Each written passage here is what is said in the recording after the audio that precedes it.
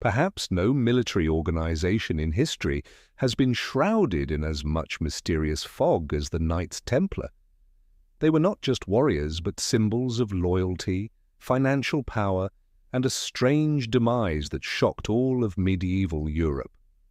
From their humble beginnings in Jerusalem in 1119 to their burning at the stake in Paris in 1314, every step left behind a trail of a story that history often tells only half of. But what remains, the silence, is where the truth is hidden. In the beginning, they were only 9 men. No army, no wealth, no power, just an oath of austerity and a mission to protect pilgrims on their way to the Holy Land. Yet, within just a few decades, they owned massive fortresses, controlled the treasuries of several kingdoms, and created an information network, an influence that extended further than even the popes. How did such a small group of soldiers rise to such prominence? That is the first question history avoids answering clearly. Many ancient documents show that from the early years of their activity, the Templars were granted permission to establish their headquarters within the Temple Mount area, a sacred location believed to have once housed the Ark of the Covenant. For nearly a decade, they dug beneath the temple, away from prying eyes. There are no official reports on what they found, but later, when they left Jerusalem and returned to Europe, their power increased exponentially. Many historians believe that it was within that sacred ground that they discovered something too dangerous to reveal, a document, an artifact, or a secret that could shake the very foundations of the Church. They returned to France and were suddenly recognized by Pope Honorius II as an independent military order, answering only to the Pope, not under the rule of any king. This was a rare privilege, almost unheard of in the Church's history at the time. This made them a force beyond the reach of any laws, a nation without borders, with their own army, their own bank, their own code, and their own information. During this period, the Templars invented a form of money transfer through their Templar stations across Europe and the Middle East, a system similar to modern banking.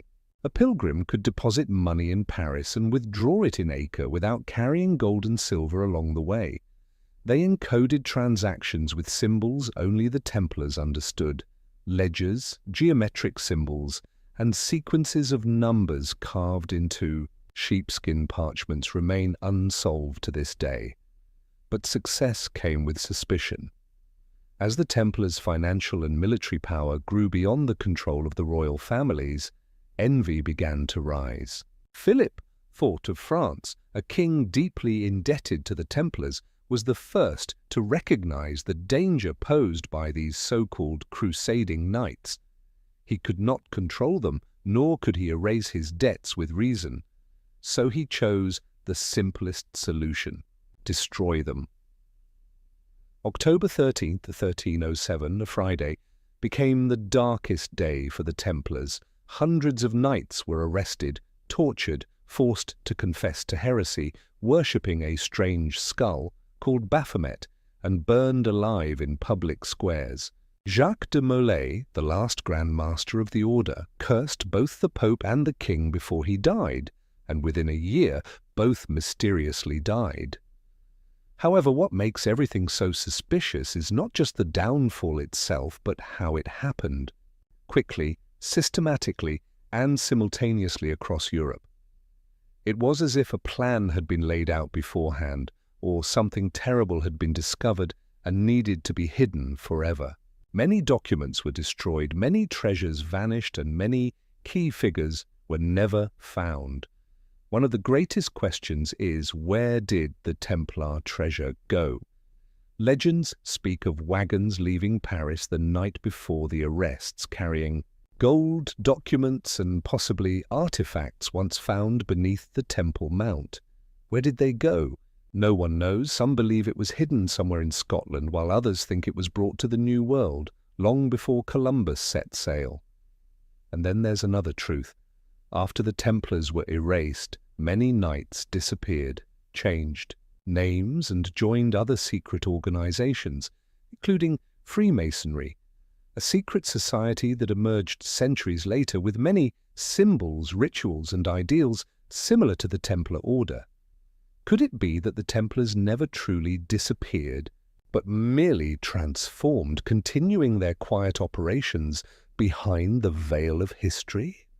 After the painful death of Jacques de Molay, the flames that were thought to have consumed all traces of the Templar order actually only scorched the surface. The core of the organization smoldered beneath, like embers hidden within ash.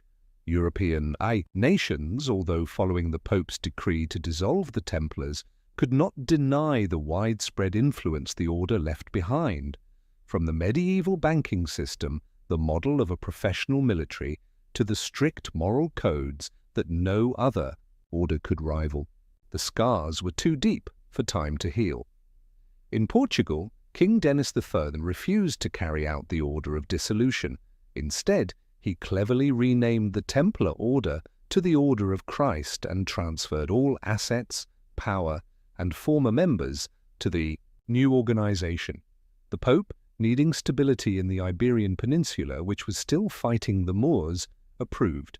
Thus in Portugal, the Templar order did not vanish, but merely changed its cloak, continuing to exist, train, fight, and maintain the network of knowledge it had built over 2 centuries. Meanwhile, in Scotland, where the Roman Church held little influence after its dispute with the Pope, some Templars were believed to have taken refuge. One of the clearest traces is Rosslyn Chapel, the mysterious chapel built in the mid-15th century, with carvings of Templar-style symbols, roses, swords, and especially the imagery of corn and aloe, plants never before known in Europe before the discovery of the Americas. This raises the question, did the Templars know about the New World before Columbus set sail? This question cannot easily be dismissed, as during the final years of their operations, the Templars established secret trade relations with Muslim merchants, using their fleet to transport goods and information across the Mediterranean and the Atlantic coast. There are scattered documents from the 14th and 15th centuries referring to ships flying the Templar flag that did not belong to any kingdom, appearing off the coast of West Africa. Later, a launch point for Portuguese explorations.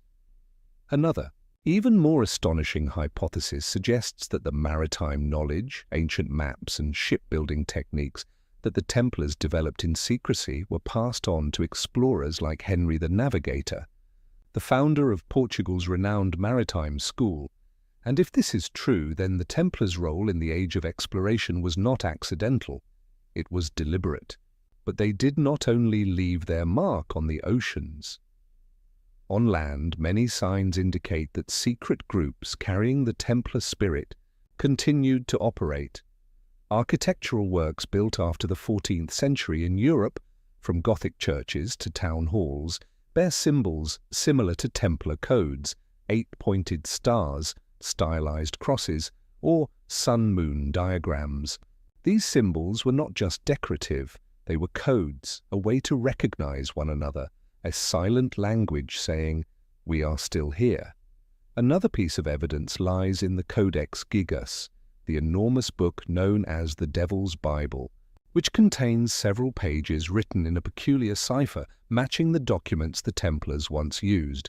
Medieval handwriting experts suggest that some sections of the Codex may have been transcribed by members of the Templar order, particularly the parts discussing the silence period after the organization was officially excommunicated. So, why the silence? Why not rise up, reclaim their honor? The answer may lie in the profound nature of what they had discovered. If the Templars truly held knowledge, evidence, or a truth that the Church could not control, then silence was the ultimate form of protection. Silence to wait for the right time, silence to pass it down through generations. Generations who may not carry the Templar name, but still carry the spirit. And perhaps We are still living in a world they helped shape, only no one recognizes it. Throughout history, what cannot be destroyed often finds a way to be reborn, in a different form, under a different name, but with its soul remaining intact. This is the unwritten law that the Templar Order followed, if they truly held knowledge beyond the scope of their time about finance, maritime navigation, strategy, and even theology. Then their disappearance was merely a strategic move to avoid complete destruction. Like a chess piece retreating to wait for the opportunity to counterattack, the Templars did not dissolve, they withdrew into the shadows. There is a subtle piece of evidence to this. The records of several popes from the 15th and 16th centuries, particularly Pope Sixtus IV, reveal that the Vatican allowed a group of old hermits to access the secret archives. These hermits were not officially called Templars, but their description is remarkably similar, dressed in white, with black belts, living with discipline, and regularly exchanging letters in ciphers. Many modern scholars suspect that the Vatican knew full well that remnants of the Templars still existed, but an unspoken agreement had been established, a form of silence that served both sides' interests. The Vatican, the greatest center of Catholic power, could not allow an external organization like the Templars to threaten its orthodoxy. Yet, at the same time, it could not completely erase what the Templars had brought: banking, commerce, strategies for protecting the faithful, and especially secret knowledge of ancient documents from Jerusalem. Therefore, silence was the only peace agreement that could keep everything in balance. No one officially acknowledged their existence, but no one openly hunted them down either. There is a lesser-known event in history that carries profound significance. In 1517, Martin Luther initiated the Protestant Reformation, challenging the monopoly of the Church. In the early years of the movement, he received mysterious support from a group of German nobles, willing to provide both financial backing and sanctuary. Some scholars believe these individuals, who had once owned property managed by the Templars, were indirect descendants of the order. They did not oppose the Vatican out of hatred, but to restore a pure faith, free from the control of a niche-style organization. The influence of the Templars did not stop at religion. During the French Revolution in the late 18th century, many revolutionary leaders were members of secret societies, with Freemasonry being the largest. The symbols on flags, crests, and architecture from this period all echo Templar iconography, from the eight-pointed star, the mystical circle, to the layout of Parliament halls along an east-west axis, similar to the chapels the Templars once built. If we delve deeper into the ancient urban maps of Paris, we notice something strange. The main axis of many state buildings is designed to align with the sunrise on the summer solstice, a detail commonly found in Templar architecture. This is no coincidence. Such traces can only be intentional, historical memories carved into stone, meant to remain undisturbed by mere words. So why have the Templars always been associated with conspiracy theories, demonic symbols, and mystical rituals? Mostly, this is a product of the 19th and 20th centuries, a time when the West was swept up in the romanticization of history. Novels, legends, and films have painted the Templars as guardians of the Holy Grail or devil worshippers. But that is mere fiction. The real truth is the fear that powerful organizations feel when confronted by a group of people trained to think independently, act on their own principles, and refuse to submit to authority if it contradicts their ideals. Over 700 years after the Templars were disbanded, the name Templar has not died. It lives in symbols, in charitable organizations, in secret societies, and in the unanswered questions. What did they find under the Temple Mount? What did they bring back to Europe? And most importantly, who is holding that secret today? There is one often underrated aspect when discussing the Knights Templar. Their role was not only in battle or in managing treasuries, it also lay in the intellectual and legal foundations of medieval Europe.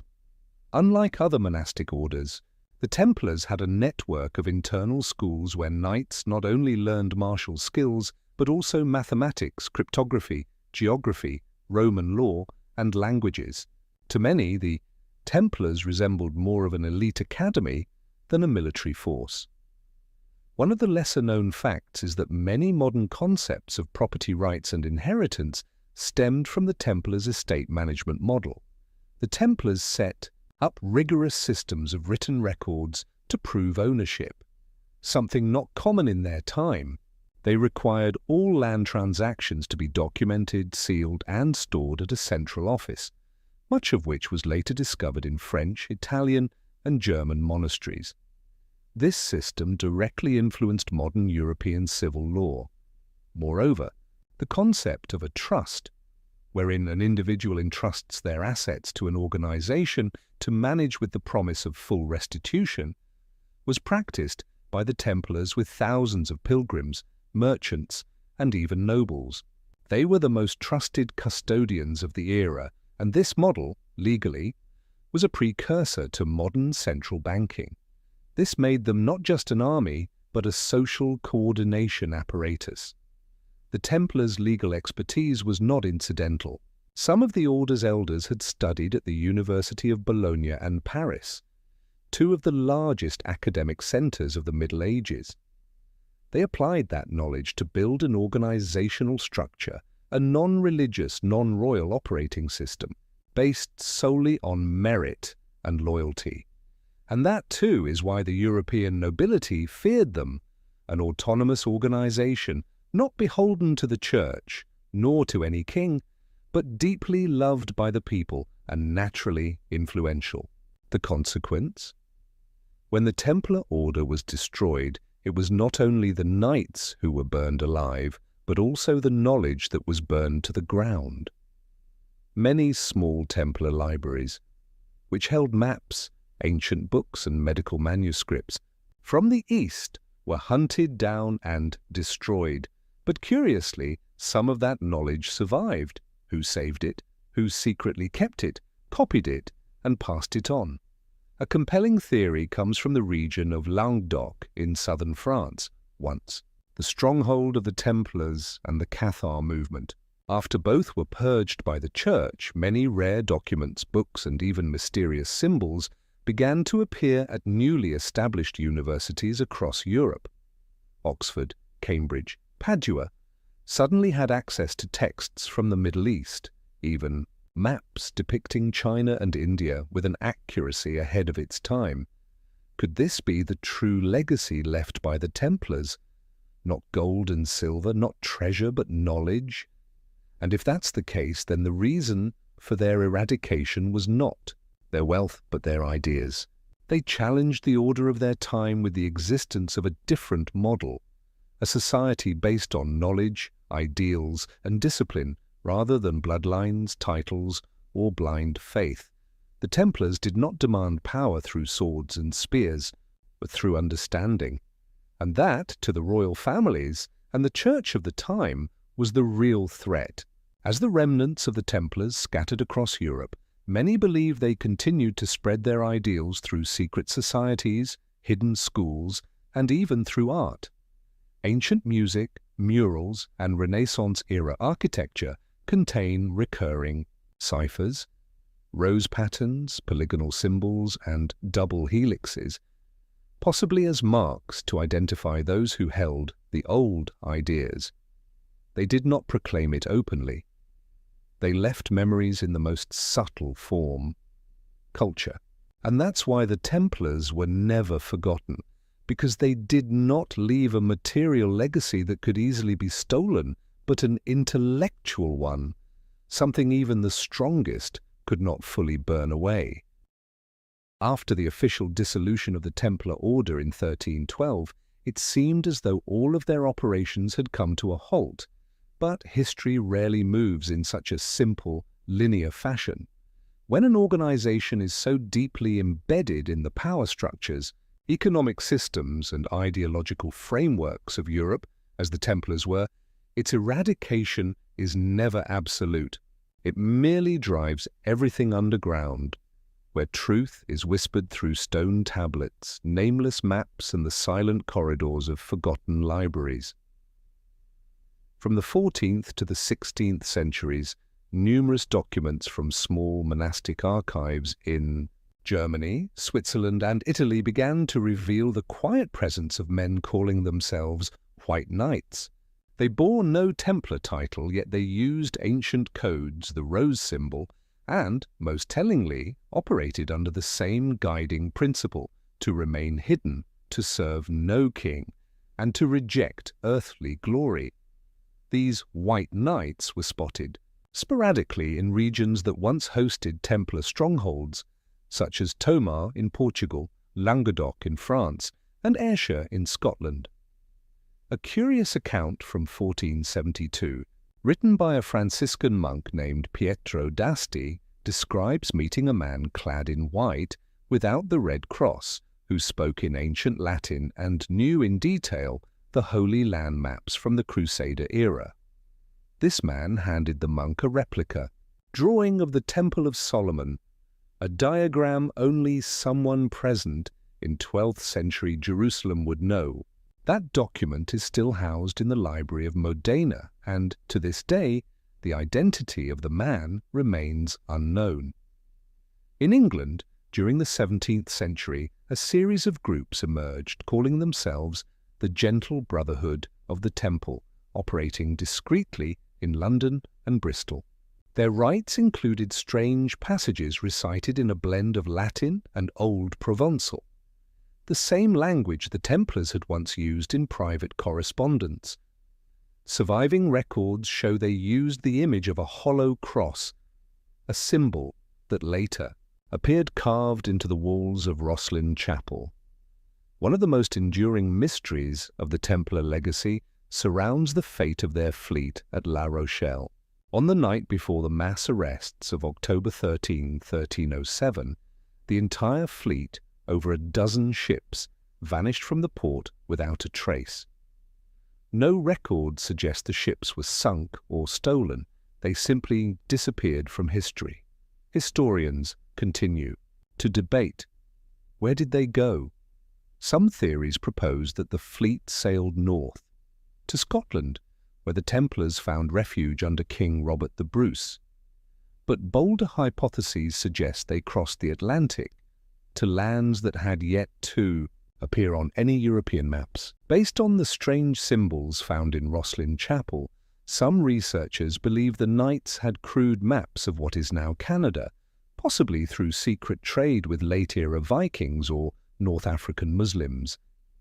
If this is true, then the Templars may have reached the New World nearly 200 years before Columbus set sail, and that might explain the urgency of their suppression, not just for their wealth or heretical leanings, but because they held a truth capable of upending the Christian world order. For if the Vatican were to acknowledge a world beyond Europe, the Middle East, and North Africa, then the entire doctrine of Rome as the center of the universe would be shaken. That's why ancient maps like the Piri Reis, the Zeno map, or the Vinland map, all of which depict Western lands with uncanny precision, continue to baffle historians. While definitive proof remains elusive, the strange coincidence is that these maps either originated from or were restored in places once tied to Templar activity. Perhaps those ships never sank. They're just waiting for another century, another age, to return. The deeper we journey into the legacy of the Templars, the clearer one truth becomes. The Order did not only leave behind stone ruins, ancient manuscripts, or crests. They left behind a model, a method of existing on the fringes of official power, yet profoundly influencing its core. That model was absorbed, replicated, and adapted by other organizations, most notably the secret societies of the West, with Freemasonry standing as the prime example. The parallels between the two are too striking to be mere coincidence, from hierarchical structure, ritual systems, geometric symbolism, to the ideals of intellect, discipline, and brotherhood.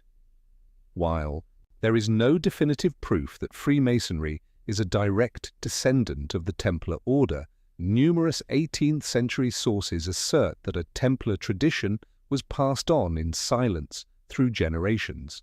This is further supported by certain Masonic lodges in Germany, Scotland, and France that claim to be Reformed Templar branches, not just in symbols, but in spiritual syncretism and their quiet resistance to centralized authority. Documents from the Strict Observance Lodge in 18th century Germany detail initiation rites that included oaths of loyalty to the spirit of the Holy Temple and to an anonymous order that transcends time. These writings shook the scholarly world of the 19th century and forced historians to revisit the theory that the Templars never truly vanished. They simply changed the way their ideals were passed on. Adding to this mystery is the recurring appearance of Templar symbols during revolutions. The red flag of the French Revolution matched the color of the Templar cloaks. The revolutionaries' secretive oaths in candlelit stone chambers, pledging themselves to a supreme ideal, strongly resembled the rituals once practiced by the order. Even the famous motto Liberté, Égalité, Fraternité can be read as a modern reworking of the three core Templar virtues: loyalty, brotherhood, and wisdom.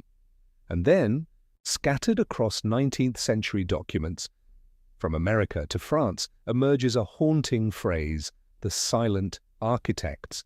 They are described as those who stand behind the great movements of the world, leaving no trace. Scholars such as René Guénon and Albert Pike, themselves members of secret societies, hinted that the organizational knowledge, symbols, and administrative blueprints of modern institutions, from central banks to parliaments, were influenced by an ancient prototype, the Knights Templar. If they are indeed present, their presence is not in proclamations or public parades. It is found in the way societies are structured, in flexible yet tiered systems of power, in the ideal of an order above orders, and in symbols that may seem decorative yet carry silent historical weight. It is precisely for this reason that many powers in the 20th century began to try to redefine the Templar image. From cinema and novels to conspiracy theories, the Templars were pulled into the public imagination as a captivating name, but twisted into fantastical tropes: demon worshippers, secret assassins, puppet masters of global chaos. Yet, these images run counter to what history actually shows: a disciplined order, rich in ideals and fiercely loyal to the truth they believed in, even when that truth led them to burn on the stake. They were vilified not because of crimes, but because their enduring influence made new powers uneasy. The best way to erase a legacy that cannot be destroyed is to make the public doubt it ever mattered. And so, instead of learning from what the Templars left behind, the modern world seems to know them only through distortions. Yet if we listen closely enough, if we look carefully enough, we can still find them in the ways societies silently structure power, in the symbols that repeat across centuries, and in that strange chill we feel when we step into an ancient chapel, where light slants through a stone dome, a quiet reminder that something greater than official power once existed and never truly left. The 21st century, for all its technological advancements, has proven to be the era in which old ghosts are most easily awakened. As national libraries began digitizing their archives, as universities expanded access to ancient manuscripts, and as AI-powered tools grew capable of decoding the ciphers once used to obscure forbidden knowledge, the name Templar began to resurface, not through the language of religion or legend, but through the lens of science. In 2011, a research team from the University of Leuven in Belgium published a discovery that barely made headlines. A handwritten 14th century document stored in the Vatican archives revealed an internal investigation led by Pope Clement V. What's astonishing is that this document, now known as the Chinon Parchment, contained no confirmed charges of heresy against the Templar order.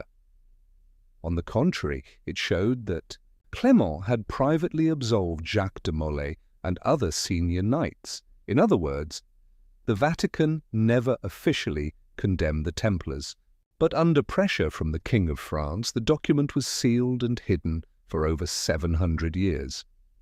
So, if the Templars were never truly guilty, but rather pawns in a purge driven by financial and political interest, then everything we've been told about their crimes is the product of deliberate propaganda. And in that light, what remains are the encrypted letters, the stone reliefs, the sealed parchments, are not just remnants of history, but the final testimony of an organization that was never granted a fair trial. At around the same time, an independent German researcher named Erich von Hintz uncovered a set of ancient maritime charts in Bremen, believed to originate from La Rochelle, the former base of the Templar fleet. These maps, drawn in rusted iron ink and filled with unfamiliar symbols for the period, charted a transatlantic route to a place labeled Terra Incognita Occidentalis. Beneath one of the maps was a faint Latin phrase, Deus lo vult etiam in silentiis. God wills it, even in silence. That phrase echoes the Templar motto, Non nobis Domine non nobis, sed nomini tuo da gloriam. Not unto us, O Lord, not unto us, but to your name give glory. A quiet declaration that if the order could no longer fight openly, it would continue its mission in silence, but with the same purpose. Meanwhile, a team of archaeologists in southern France unearthed a hidden chamber beneath an old fortress near Carcassonne. Inside they found no gold, no weapons, only handwritten manuscripts, small stone sculptures, and scrolls of leather documenting organizational codes, lunar calendars, and star maps rendered with astonishing precision. Most shocking of all, among these scrolls was a replicated version of a lost work by Ptolemy, describing the American coastline, a full century before it was discovered by the world. Scattered fragments, seemingly random symbols, but when linked together, they reveal a broader map, one in which the Templars never disappeared, but retreated into the underground chambers of knowledge. They were no longer guardians of the Holy Land, but guardians of truth, the kind of truth that power so often seeks to distort. It leads to one sobering question. If the inheritors of the Templar legacy still exist, where would we find them? In today's world, perhaps they no longer wear white cloaks, bear swords, or build castles, but maybe they are the guardians of knowledge in libraries, the dissenting voices in parliaments, the architects of humanitarian organizations, those who choose to live in the shadows to protect the light. There is a strange truth. Though born in the heart of medieval Europe, the legacy of the Knights Templar appears in places far beyond what one might imagine, both geographically and culturally. Not just in France, England, or Portugal, but in Ethiopia, the Middle East, and even among the ancient ruins of pre-Columbian America. These traces are not mere coincidences. They are evidence of a quiet, yet systematic network of influence. In Ethiopia, ancient manuscripts from the Ethiopian Orthodox Church mention white-cloaked warriors from the west visiting Aksum around the 13th century. They were received as divine emissaries, and in folk descriptions, They bore crosses, answered to no pope, and prayed facing the rising sun. Strangely, in some of the rock-hewn churches of Lalibela, the Templar cross is still faintly visible, beneath the original plaster, a detail no one has been able to fully explain. In the Middle East, the ruins of Crac des Chevaliers, a Crusader fortress once occupied by the Templars, still display engraved crosses and Latin inscriptions. But even more surprising are the geometric symbols etched into the walls, 8-pointed stars and interlocking circles, identical to the symbols used by later secret societies in Europe. Local Muslims once referred to them with an unusual respect as al-Fursan al-Abiyad, the White Knights. Such reverence from a former enemy suggests a legacy more complex than just conquest. In the Americas, anthropologists have uncovered motifs strikingly similar to Templar symbols in the stone reliefs of the Taino people in the Caribbean. Some of these include stylized crosses surrounded by solar and lunar patterns, the same imagery carved into the ceiling of Rosslyn Chapel. Could it be that the vanished ships of the Templar fleet once made contact across the Atlantic, leaving behind cultural imprints that spoke no words? In Peru, the Italian explorer Pietro della Valle recorded in 1621 that he encountered a group of natives who claimed to be descendants of warriors from the East, dressed in white armor and bearing a cross flag.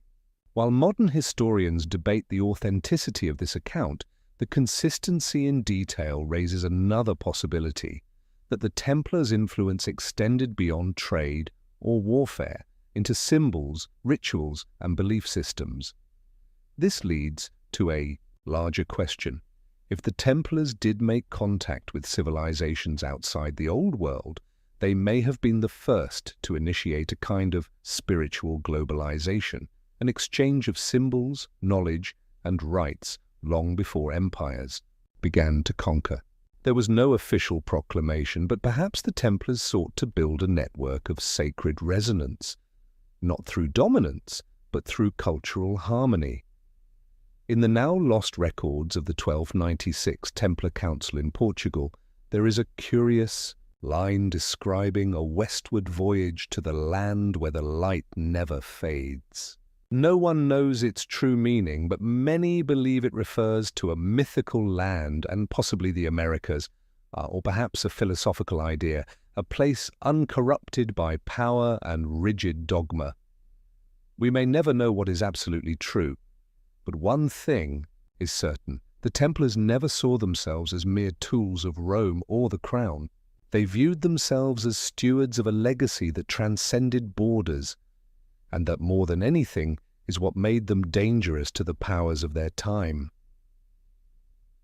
Today, when we stumble upon mysterious carvings etched in ancient stone, when long forgotten, maps resurface thanks to digital restoration, or when a whisper of old Latin echoes through a distant chapel, perhaps we are not simply witnessing fragments of history, but standing in the fading footprints of a silent grand journey, begun by those once known as the Knights Templar.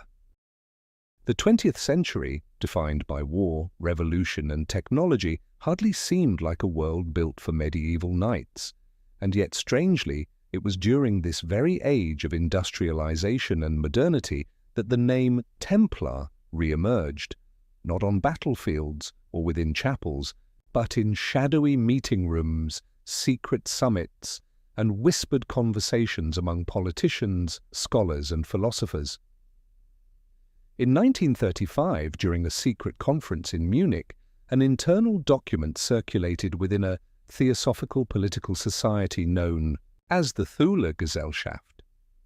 Within it, an entire chapter was dedicated to analyzing the Templar model as a prototype for the ideal organization: disciplined, softly hierarchical, non-territorial, and tied to a belief system beyond secular law. This was a time when new regimes were desperate for powerful symbols to justify their rule, and among the symbols they reached for was the Red Cross of the Templars. During World War II, some German special units wore the Red Cross insignia on their sleeves, distinctly different from the broken swastika of the Nazi Party. This was no accident. Many high-ranking SS officers, especially those immersed in myth and symbolism, believed the Templars held secrets of sacred bloodlines and the order of intellectual warriors. They led excavations in Languedoc, Rosslyn, and the Pyrenees, convinced the Templars had hidden knowledge or relics in those regions. But this reckless exploitation pushed the Templar image into a dangerous dimension, one of authoritarian manipulation and supremacist ideology. And perhaps, if any true inheritors of the Templar spirit still existed at the time, they chose silence. They could not align with a perverted vision. The Templars of the 12th century never killed to defend a dogma. They fought to protect pilgrims, not to expand empires. After the war, in 1945, a private Swiss library yielded a mysterious manuscript titled Liber Silentium, the Book of Silence, written in a mixture of Latin, Old French, and Middle High German. Though much of it remains cryptic, one passage sparked wide debate. When the world forgets faith, we shall return, not with swords, but with memory. Many believe this was a silent manifesto by a group of Templar descendants who had operated as an underground intellectual network during the war. In the 1960s, a decade of countercultural awakening, the Templar spirit rose once more, this time as a symbol of the yearning for spiritual order beyond rigid systems. In Paris, Florence, and Prague, philosophical groups held conferences under the theme Knighthood and Freedom. In their discussions, they compared the Templar model with modern society, a vision where individuals could live for ideals, not for material pressure, where obedience came not from coercion, but from understanding. From then on, the name Templar slowly returned to academic discourse, no longer as a distant legend, but as a reminder that once there was an organization that transcended feudalism, clerical power, and personal ambition, to live, to fight, and to protect an ideal that the modern world seems to be forgetting. They did not return through force. They returned through the awakening of a generation searching for meaning, in a world where all values seemed to be commodified and technology dictated truth. And that perhaps is their deepest legacy, not treasure, not ancient maps, but a way of life. A way to face power without losing the self. And in the dark night of the 20th century, when the world seemed lost, the silent shadow of the Templars returned, not to make history, but to remind history that some values never belong to the past. The 21st century did not begin with war. It began with a structural transformation from a material world to a world of data. And in that shift, the most surprising thing wasn't the disappearance of ancient institutions, but the resurrection of ideas once burned at the stake in the 14th century, now finding fertile ground within the decentralized, free, and anonymous architecture of the digital age. What once made the Knights Templar a target of suppression, financial independence, transnational operations, organizational autonomy beyond political control, and ideals that transcended religious authority, have today become admired traits actively recreated in new forms. It's not difficult to see that within the structures of blockchain networks, the operations of DAOs, decentralized autonomous organizations, and even in the visions of modern tech founders, the outline of a Templar mindset is reappearing. Take Bitcoin, for example, a financial network independent of any central bank, governed by transparency, fairness, and immutability. Isn't that the very dream the Templars once explored through their medieval pilgrim checks? The Templars pioneered a system that allowed travelers to transfer wealth without carrying gold, relying instead on encrypted notes and secure monastery stations. They encoded, verified, and distributed credit in a way the modern world is only now beginning to fully understand. Similarly, the way the Templars built their internal information systems, using symbols, hand signals, geometric ciphers, and networks of sworn brotherhood, mirrors today's approach to distributed security and information privacy. Fragmented yet connected, anonymous yet transparent, it was this structure that allowed the Templars to survive for 2 centuries, and it's becoming a blueprint for today's digital society. And within this digital world, another phenomenon is unfolding: the return of symbols. On online platforms, users have begun reviving Templar crosses, 8-pointed stars, and old Latin mottos. For most, these are aesthetic choices or style statements, but among certain small private groups, these symbols are seen as something far more, a conscious inheritance of the Templar spirit. One such group, calling itself Ordo Veritatis, the Order of Truth, was mentioned in a 2021 German sociology paper. Though it operates discreetly, the group declares in its manifesto, "We do not worship, we preserve, we do not fight, we warn, we do not rule, we protect what is right from being forgotten." Remarkably, all their activities take place within decentralized, encrypted networks operating with fluid, non-hierarchical structures, almost exactly how the Templars were organized 8 centuries ago. Even in academic circles, Templar studies have surged since the early 2000s. Many documents once locked away by the Vatican are now being released under growing pressure from the scholarly community. Historians like Barbara Frail and Alain Demurger have gone further, proposing that the Templars were not just products of the Crusades, but manifestations of a perpetual counter-systemic tendency in human history. Whenever society is crushed by concentrated power, an organization like the Templars will re-emerge, in new form, but with the same core ideals. In a world where information is controlled, where individual freedom is threatened by algorithms and corporate monopolies, ancient symbols have become spiritual anchors, and perhaps this is no accident of nostalgia. Perhaps it is collective historical memory whispering that once there was a group that did not bow to power, that lived for a timeless ideal, and that when the age demands it, they will return.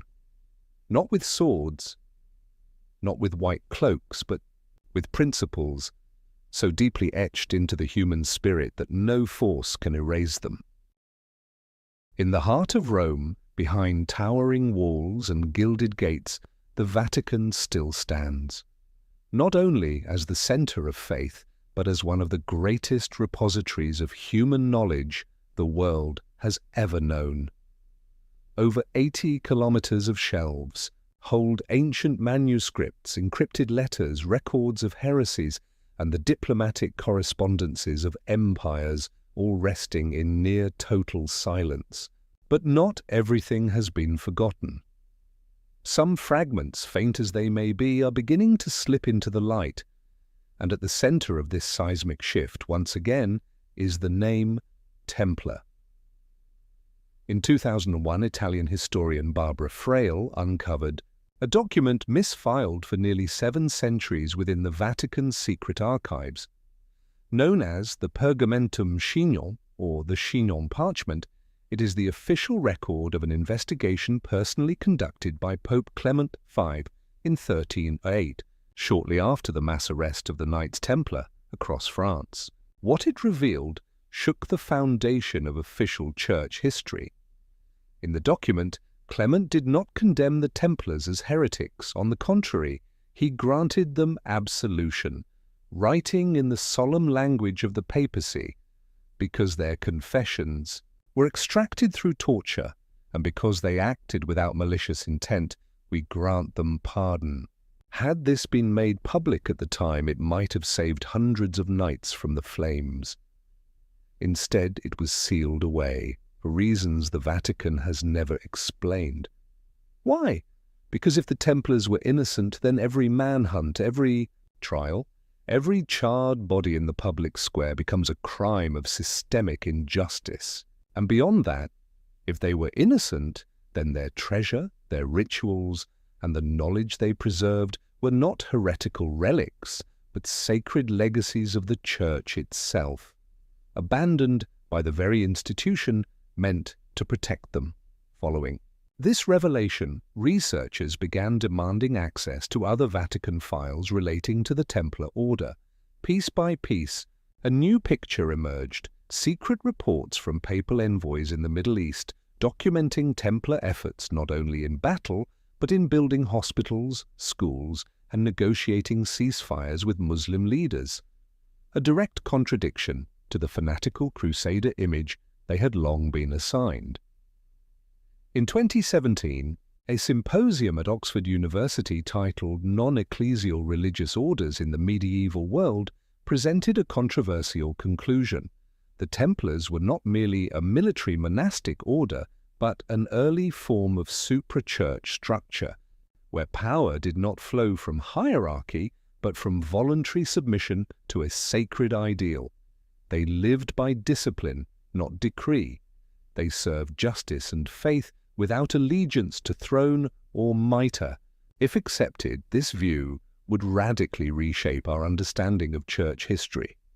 The Vatican, though it has not formally restored the Templars' honour, has begun to quietly acknowledge them. Some manuscripts, once buried in sealed vaults, have been displayed in academic exhibitions, and in recent papal addresses one hears words of reconciliation. Let us learn from the mistakes of the past, so we do not burn those we were meant to protect. But perhaps the strongest restoration hasn't come from the Church, but from the public. Documentaries, podcasts, academic lectures, and freely published research online have brought the Templars back into collective memory, not as shadowy conspirators, but as a symbol of suppressed ideals. And in an age where old institutions are being scrutinized, the image of white-cloaked warriors standing at the crossroads of morality and power feels more relevant than ever. Because perhaps we don't need the Templars to return with swords. We only need them to return in spirit, to stand with the truth, when all else remains silent.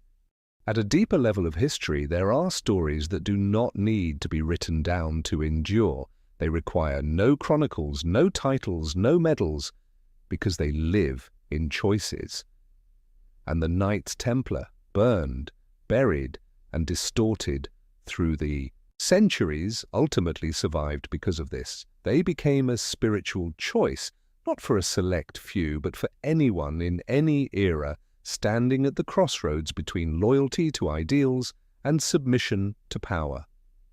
No one can precisely define what a Templar is in the modern world. They no longer wear white cloaks with red crosses. They don't live in stone fortresses or ride horses through the Holy Land. But they might be a teacher who speaks up when a school stays silent in the face of injustice, an engineer who refuses to write code for inhumane surveillance systems, a doctor who defends medical truth against financial pressure.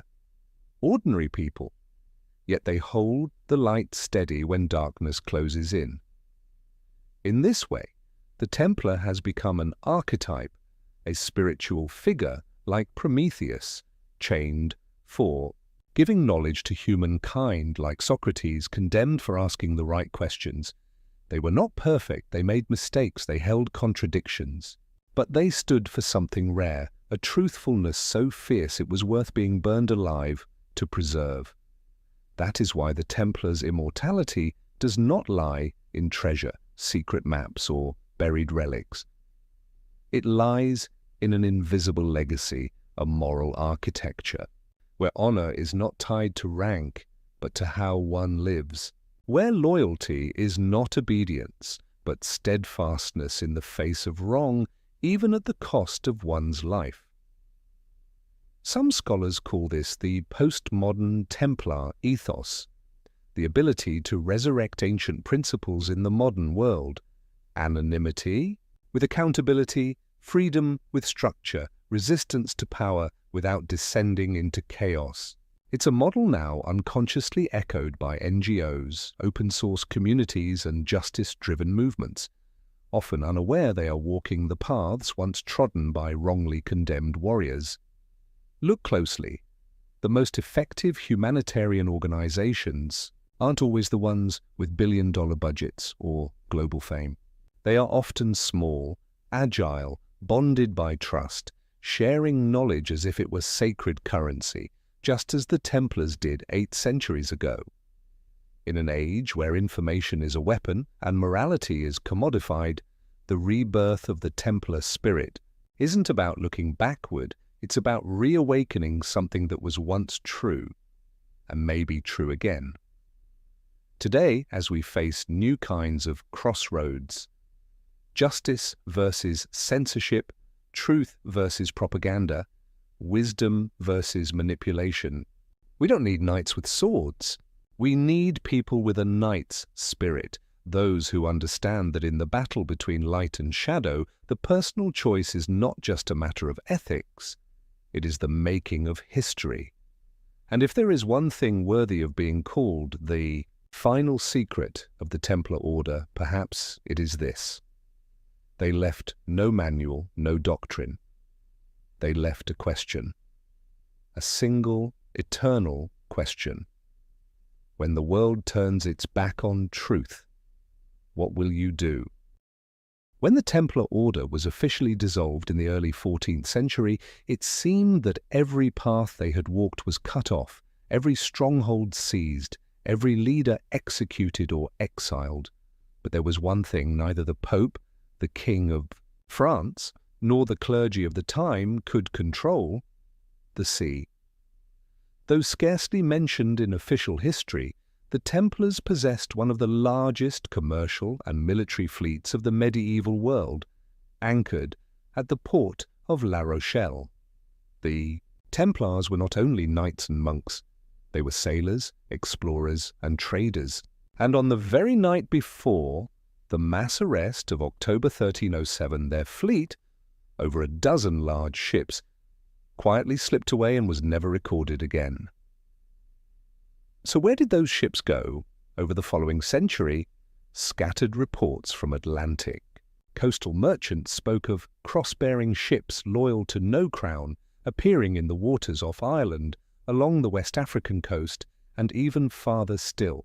The sailors wore plain grey robes with no insignia, spoke in ancient Latin, and paid with coins that bore no king's face. They didn't stay long, didn't claim land, they simply passed through, as if charting a route. Portuguese traders had a name for them: os navegantes silenciosos, the silent sailors. But the most intriguing clues lie across the ocean. In the 15th century, when European explorers officially set foot in the Americas, they encountered native communities, particularly in northeastern Canada and the Yucatan Peninsula, that bore symbols resembling the cross, inexplicable by local culture. Some Spanish missionaries even recorded that the Taino and the Maya told stories of pale-skinned visitors from the Eastern Ocean, wearing long garments and praying to the sun. Was it fantasy, or a whispered memory of contact long before history ever admitted it? Another thread leads to Rosslyn Chapel in Scotland, built in the 15th century and filled with unmistakable Templar symbols. Carved into its pillars are detailed depictions of maize and aloe, 2 plants entirely unknown in Europe prior to Columbus's voyage. If the architects of Rosslyn had seen and touched them, they must have been brought back through a secret journey, perhaps the last voyage of the Templars who vanished from La Rochelle. These pieces of evidence may not be enough to rewrite textbooks, but they are enough to shake old assumptions about the first Europeans in the Americas. If the Templars truly reached the New World before others, they did not come to conquer. They came to disappear, to find refuge far beyond the reach of Rome, Paris, and the iron grip of centralized power, a place where they could survive, reorganize, and protect the knowledge they believed too dangerous to fall into the wrong hand. Perhaps they never found that promised land. Perhaps they perished at sea. Perhaps they faded into unfamiliar tribes. But maybe, just maybe, a part of them still lingers.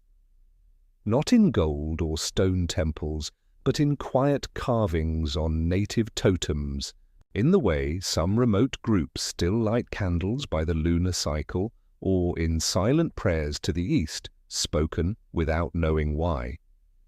The presence of the Templars in the New World, if it ever happened, was not an invasion. It was a final whisper, the last echo of a sacred mission betrayed, distorted, and forced into silence.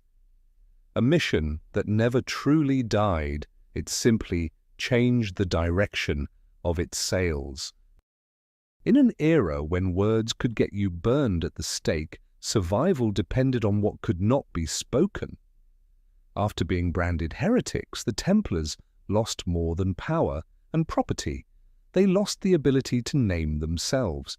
But within that silence, a new language emerged, the language of symbols. If you've ever stepped into an old chapel and noticed an 8-pointed flower carved into a pillar, a square nested in a circle, or a tilted hollow cross, then you may have entered a space where the Templars once stood. They left no proclamations. They left images, visible to the eye, elusive to the mind, symbols as codes and codes as knowledge, reserved only for those who carry memory. Unlike academic language, Templar symbolism doesn't divide the initiated from the uninitiated. It is reserved for those who have undergone an inner awakening, for those who recognize that coincidence is often a signal. A single line connecting two ceiling points at Roslin, a misaligned tile in an old monastery courtyard, or a statue deliberately placed off axis from the light, all are ways in which the Templars whispered through time, "We are still here." Their most iconic symbol, the Red Cross, was never as purely religious as many assume. In the Order's original thinking, it stood for the 4 directions, the willingness to walk toward truth no matter where it led. Some accounts suggest the cross was chosen not because of Christ, but because it was a geometric representation of intersection, where the sacred meets the worldly, where spirit meets flesh. It was not a pledge to fight, but a vow to live wholly between 2 realms. They also used the 8-pointed star, and sometimes called the seal of Melchizedek, not as mystical flair, but as a reminder that the path of righteousness is never linear. They understood that power rotates, but truth does not, and that fidelity to truth often requires walking through the shadows. Today, Templar symbols still appear in modern architecture, in the stained glass of French cathedrals, in the stone tiling of old halls in Portugal. And yet, few realize that many of these symbols have been repurposed without memory of their origin. The logos of certain banks, humanitarian organizations, even international security agencies, carry design elements rooted in Templar geometry, dual symmetry, minimalist structure, precision with light. This raises a question: coincidence, or perhaps, consciously or unconsciously, have those who built these structures continued a forgotten lineage of knowledge? Some symbolists argue that collective unconscious is only possible when memory has been long and deep enough to sustain it. By turning symbols into enduring codes, the Templars crafted a language that transcended censorship and time, and because of that, Even if every text was burned, they would still remain, in stone, in light, in structure. Today, no one is burned alive for their beliefs, at least not by fire. But there are other forms of burning, by media, by politics, by oblivion. And in such a world, the Templars' most precious legacy may not be a specific truth, but a method for truth's survival. Through metaphor, image and silent resistance, this may explain why, upon entering an ancient space where sunlight filters through a star-shaped window, something inside us grows still, and we don't know why, perhaps because some part of us remembers that once there was an order that did not speak with words, but with symbols, that never shouted, but always spoke true, through silence. There is one thing every civilization leaves behind: memory. Not just what is written or carved in stone, but something passed on through feeling, through the strange reflexes of the human mind when standing before something larger than itself, something it cannot name. The Templars, somehow, stepped into that memory.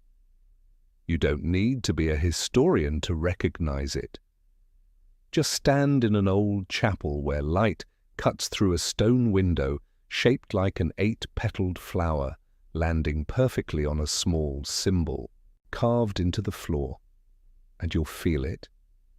Not the light, not the architecture, but memory. Not your own, but something older, as if the place itself remembers.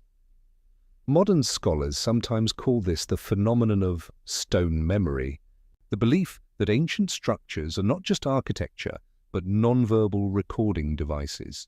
Every symbol, every shaft of light, every golden ratio calculated not just for beauty, but to transmit something that cannot be spoken. The Templars were one of the few medieval orders to truly understand this. They didn't build temples, they encoded memory in stone. At the Templar fortress of Tomar in Portugal, the circular central chapel is designed in perfect proportion to the legendary Temple of Solomon. The window placements, the angles of light, and the surrounding corridors mirror the solar cycle. On the summer solstice, standing in the main hall, sunlight from the east pierces 2 layers of stone columns and casts a red cross onto the floor. This is no coincidence. It's a reminder there are moments in the year when light and shadow balance. And in those moments, the keepers of memory must be awake. People often ask, why didn't the Templars write more? Why no manifestos, no doctrines, no great books? The answer may be simple, because they didn't trust words. Words can be twisted, burned, misquoted. Instead, they chose to write in structure, in light, in symbol, things that cannot be altered unless the entire building is destroyed. And indeed, though countless manuscripts were burned, their fortresses, chapels and storehouses still stand. Though no one wears the white cloak now, the light still falls on the old symbols, in the right place, at the right time, as if a timeless memory continues to whisper across centuries. But more than that, Templar memory isn't just embedded in stone, it lives in people, in the way someone pauses at the sound of wind echoing through a stone corridor, in how a child places their hand on a symbol they've never been taught, yet somehow feels familiar. It is a kind of inherited memory without genetics, a shared resonance that transcends language and dogma. Today, in a world programmed by data, we've forgotten how to remember through structure.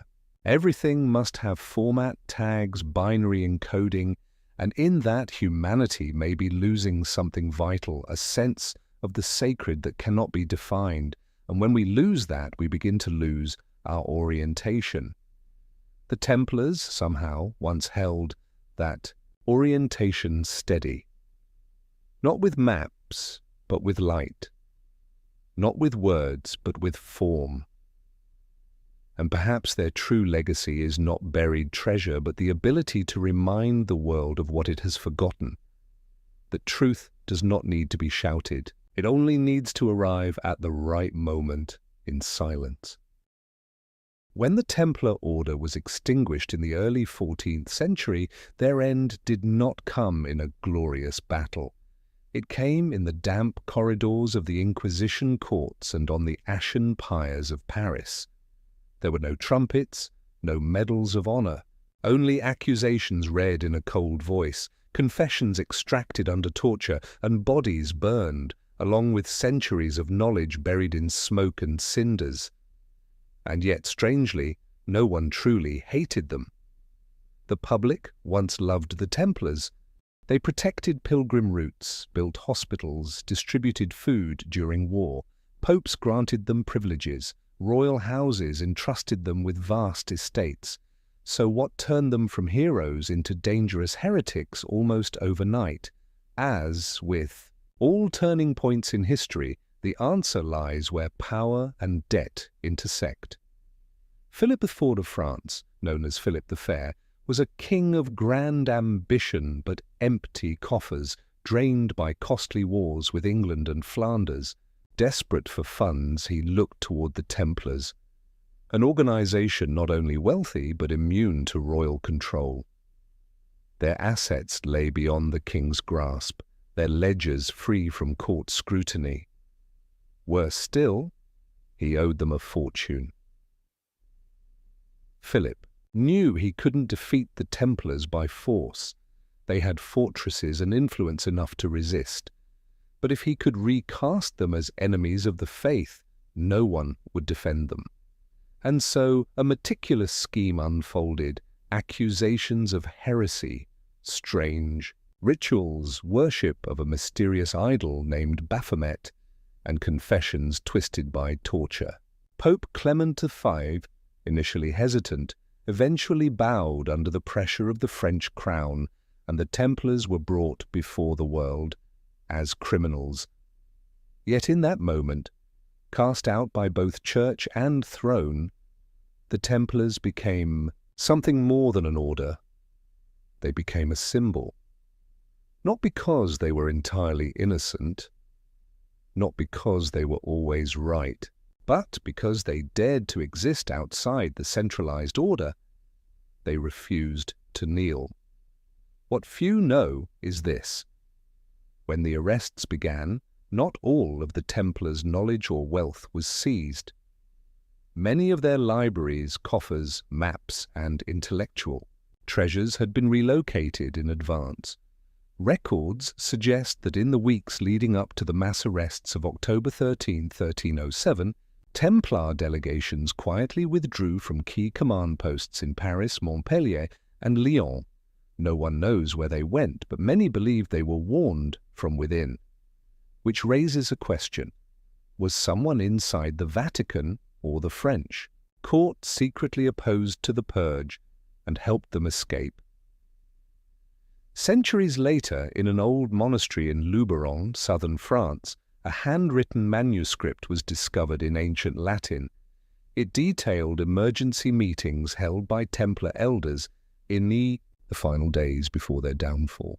One passage in particular struck historians. "We will not resist. The enemy requires an execution, not a war. Let them believe we are finished. While the fire still burns, the seed will quietly take root elsewhere."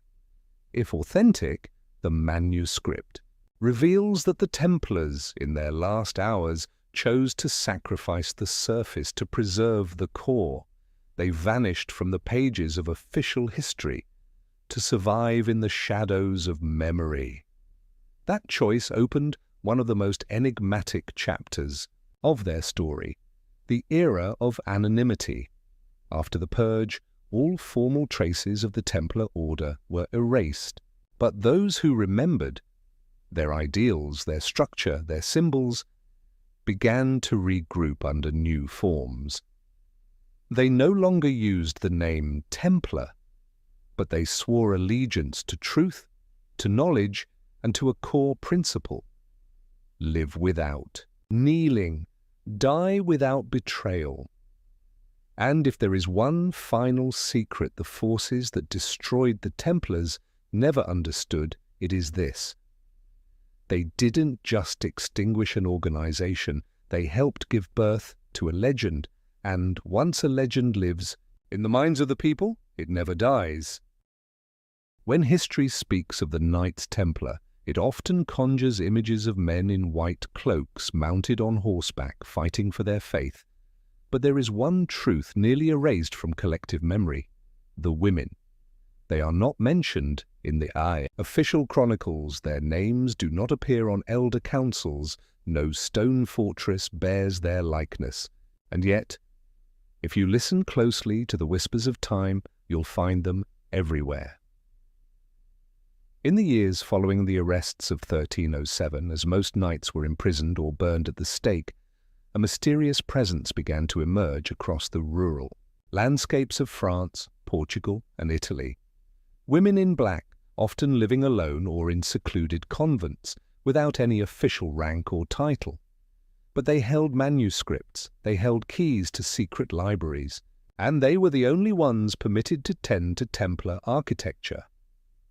In Languedoc, one of the Templars' final strongholds, folk records from the 14th and 15th centuries speak of les gardiens de la croix, the keepers of the cross.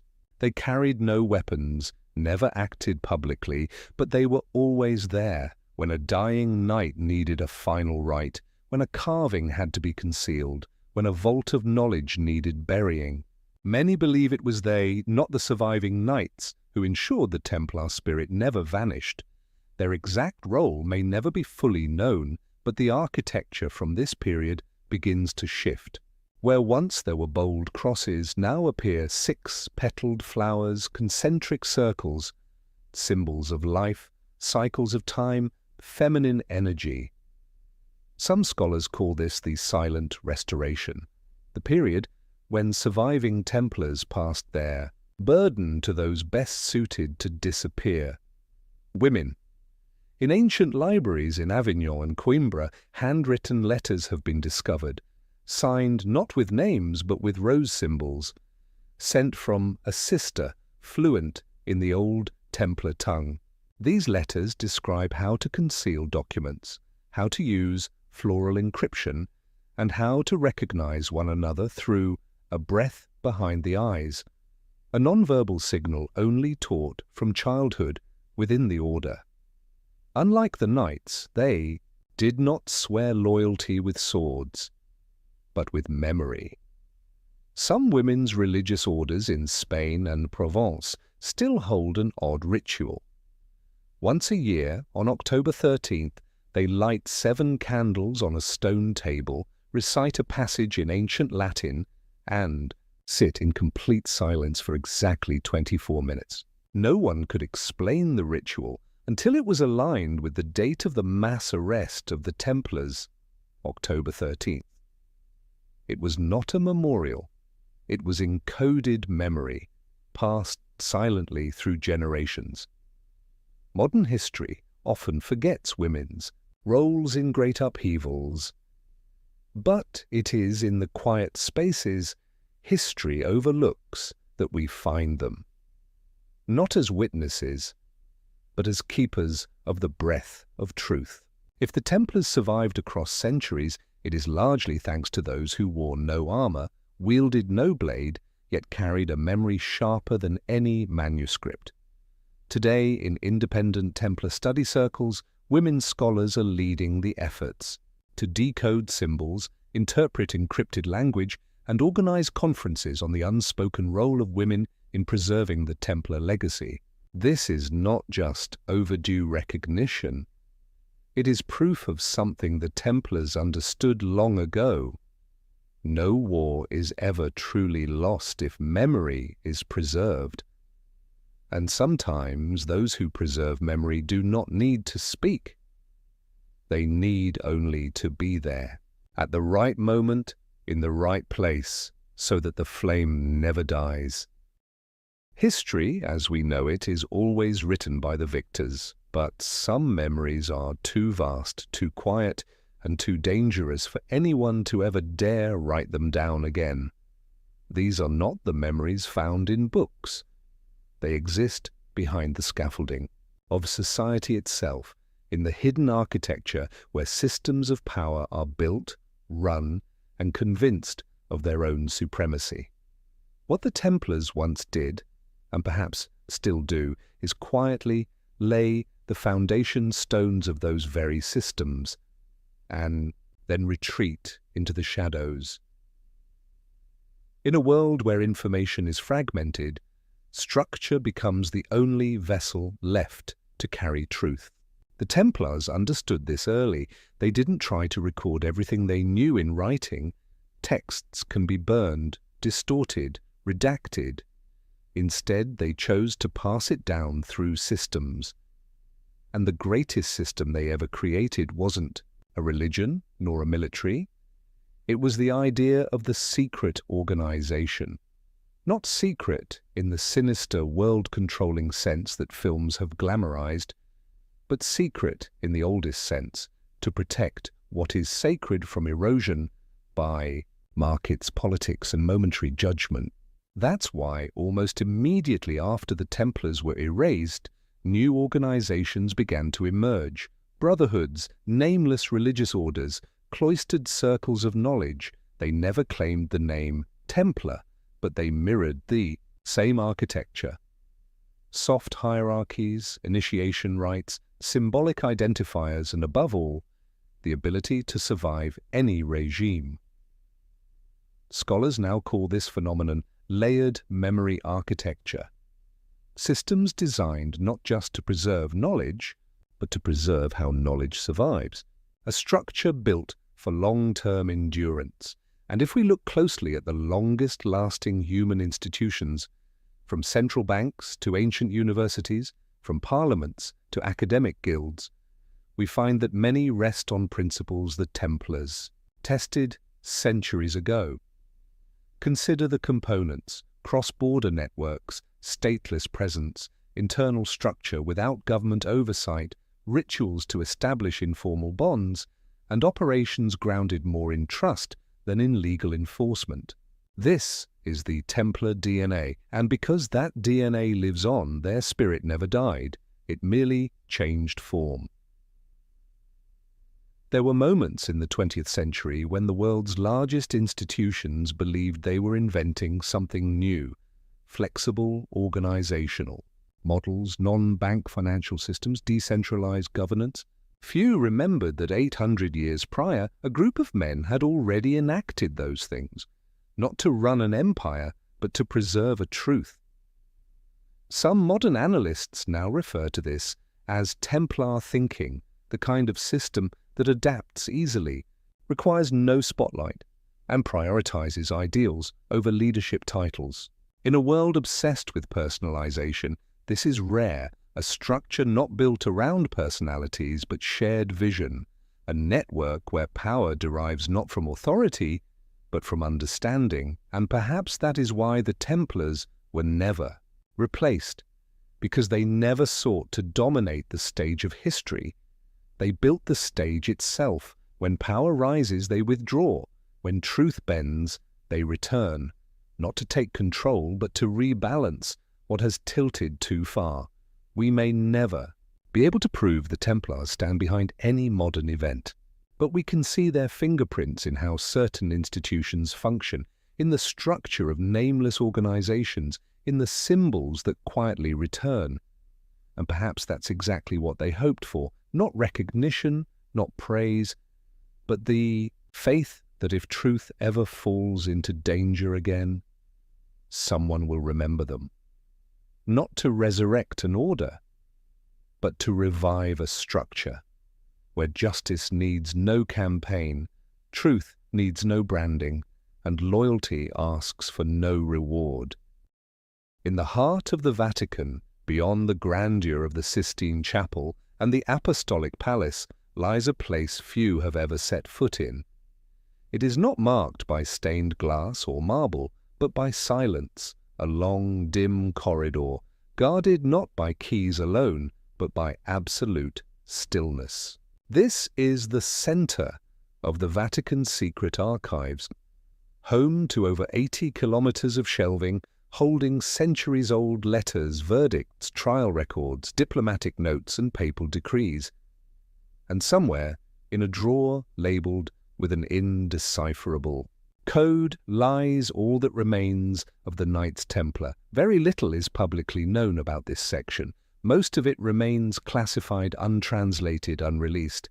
Yet scholars who've glimpsed its contents, like Barbara Frail, insist the Vatican never destroyed the Templar files. They preserved them, not to honor the Templars, but perhaps because they feared the truth might one day return and would need to be controlled. In recent years, as fragments of the archives have been digitized and selectively released, the real revelations have not come from what's written, but from what isn't. Gaps in paragraphs, redacted sentences, missing documents that once bridged one page to the next. As if someone had tried to conceal, but not completely erase. As if, in some unconscious act, the Vatican did precisely what the Templars once did, left truth behind, hidden in silence. The clearest example is the Pergamentum Chinon, the secret pardon issued by Pope Clement V to the Templar leadership.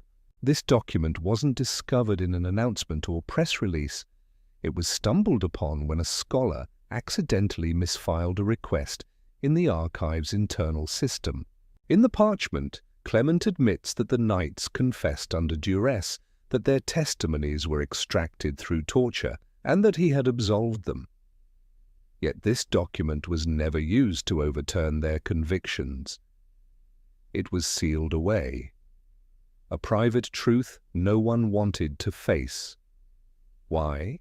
Perhaps because to acknowledge the Vatican's mistake would not merely restore the Templars' reputation, it would call into question the entire machinery of medieval justice.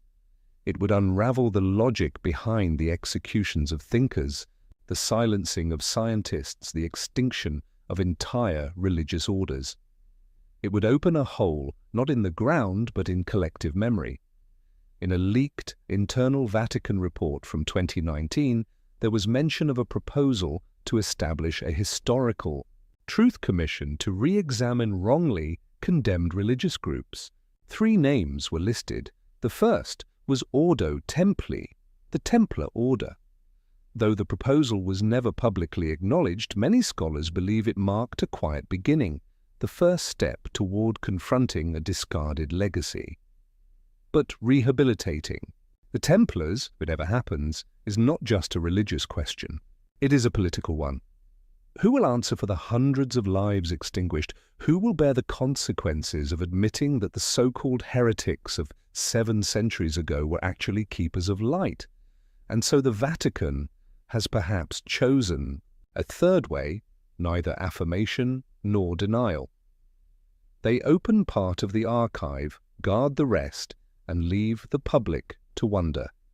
It's a tactic of image management, but it has had an unintended effect. It's ignited a global curiosity. Today, dozens of independent researchers, universities, private circles, and documentary teams line up to access the Templar records. Each year, a few more pages are decoded, a few more secrets emerge, and, slowly, the Knights Templar, burned in the fires of political power, are being restored by the light of knowledge. If one day the Vatican formally declares the Templars innocent, it will not change the past, but it will affirm what the Templars held fast to for centuries in silence, that truth cannot be burned, it can only be delayed until the world is brave enough to read it. If you walk far enough through the layers of dust left by time, down the cold stone corridors of ancient fortresses, into locked libraries and codes that were never broken, you won't find the Templars as an organization anymore. There are No grandmasters, no castles, no maps to hidden treasure. But you will begin to sense something, like a faint warmth lingering on cold stone. They are still here, not in form, but in structure. Not in name, but in way of life. And perhaps that is their final victory. The Knights Templar weren't destroyed because they did wrong, but because they did differently. They existed outside control. They operated on trust instead of decrees. They lived by discipline but bowed to no one. They believed in a truth that could not be bent, not by kings, not by popes, not by fire. And for that they had to be erased. But what power could not predict was this: you cannot burn a structure once it's been planted in the human mind. When Jacques de Molay was burned at the stake in 1314, he left no will, no final message. But, according to witnesses, he looked directly at the king and pope, the men who condemned him, and said, "Both of you shall soon appear before the judgment of God." It wasn't a curse. It was a reminder that power may win the moment, but truth always waits its turn, and indeed both King Philip IV and Pope Clement V died that same year. No one knows if it was coincidence or ancient justice, but the world remembered. And from that moment on, the name Templar was no longer just a title. It became a symbol. A symbol of what? Of loyalty to ideals. Even when every institution turns its back, of disciplined order without surrendering to authority, of knowledge and wisdom, hidden, waiting for the right time, of silent resistance, not with war, but with endurance, and above all, of a belief that nothing sacred needs to be protected with lies. And if the world still needs light, someone, somewhere, will always guard that flame, even in darkness. Today, you may no longer see white-cloaked knights riding across the hills, but you will find them. In the doctor who refuses to bow to corrupt medical authority, in the engineer who writes code to fight mass surveillance, in the teacher who speaks truth even when the textbook says otherwise, in quiet individuals unnamed who still live by the principles of light. And if one day, amid the chaos of the world, you find yourself standing alone, facing the pressure to stay silent, to follow the crowd, to survive by submission, remember, there was once an order that chose another way. They didn't live forever because they were strong. They lived forever because they dared to be vulnerable. The right way. Because some things, when guarded by blood, by silence, by memory, cannot be erased, not by fire, not by time, not by power. They're just waiting for someone worthy to carry them forward. If you've listened this far, perhaps you feel the same as we do, that this world needs more stories that are deep, slow, and honest. We're retelling what was forgotten, not with noise, but with quiet depth. If you believe these values are worth preserving, please consider subscribing, not just to keep listening, but to become part of the journey of keeping the flame alive, because somewhere within you, a silent knight may be listening too. Thank you for being with us.